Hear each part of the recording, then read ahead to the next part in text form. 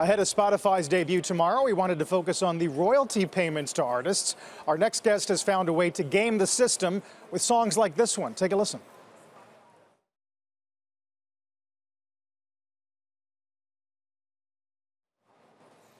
You actually heard that right. In 2014, funk band Vulfpeck capitalized on a Spotify loophole, collecting 20 grand in royalties by asking users to stream its completely silent album, Sleepify, on repeat while they slept. The band later used the money to fund an admission-free tour for their fans before Spotify pulled the album. Joining us with more on that ahead of the IPO is the artist behind Sleepify, Vulfpeck's leader, Jack Stratton. Jack, it's good to have you. Thanks for joining us today. My pleasure. Let's rock.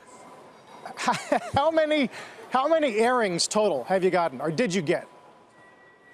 5 million, and it was removed under the terms violation that the artist shan't make money. That term. But indeed you did. What was the net? We mentioned $20,000. Net, yeah, net. Well, yeah, that we got 20 grand and then funded the tour with that. I don't know what the gross was though. Right, after all your costs. So what do you want people to understand about their royalty structure? What lesson were you trying to impart on listeners? Well, I suppose to understand their artist payout, you need a new currency. I call it the pitty. There are 100 pennies in a dollar, 100 pitties in a penny. And on a given play, the artist will make about 60 pitties. And that rate seems to be dropping as well over the last year. And I don't know why. But I haven't heard an explanation for that, but that's also that's the all-in. There's a slight difference between the writers and the labels and whatnot, but we're fully independent. Jack, you've got a song that was recently featured in an Apple commercial. I've been very vocally critical of Spotify. Do you see as Apple is more friendly to artists, or is this just an opportunity to make some money in a different way? Well, everyone's litty lemonade over this IPO, but if we back up the camera and look at some business fundamentals, it's a $10 a month subscription, 7 of which off the top go to rights owners. So this isn't Lipitor. I mean, come 2050, when 9.5 billion people are on this planet and the population caps, and every human, chimp, and bonobo in the Congo is listening to DJ Bean Ornish, then we've got a shot. Then this is a contender. And if that's what you want to bet on tomorrow, that's your call. But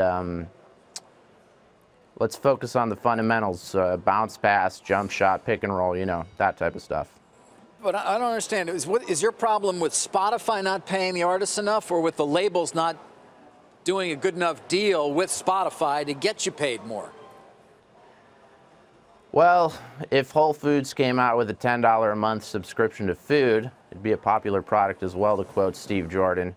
So everyone's betting on an interesting model, a bizarre consumption model that looks more like radio than a consumer product, or an on-demand product, sorry. So the whole thing is jacked.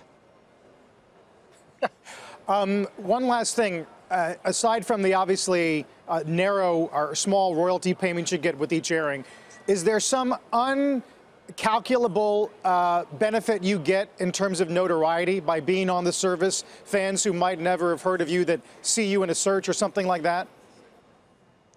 Absolutely. And whenever I whine as an artist, we should all remember that that's why I don't have to use a label, is, you know, so stop whining. Me. Jack, I think you made your point over time with this. We appreciate your time today. Jack Stratton with Vulfpeck ahead of Spotify's IPO tomorrow. Hey there, thanks for checking out CNBC on YouTube. Be sure to subscribe to stay up to date on all of the day's biggest stories. You can also click on any of the videos around me to watch the latest from CNBC. Thanks for watching.